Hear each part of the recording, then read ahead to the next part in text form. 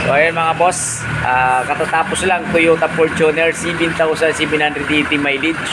So first change oil dito na kagad sa atin dinala na. Katatapos lang nung isa niya kahapon, Mitsubishi Montero. So dito rin dinala yon sa atin kahapon na. Ayan, thank you.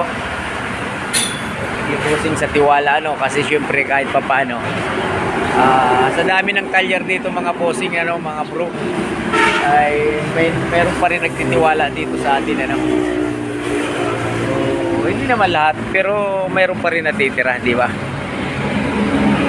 Sige sir. Ayan ganda Toyota Fortuner.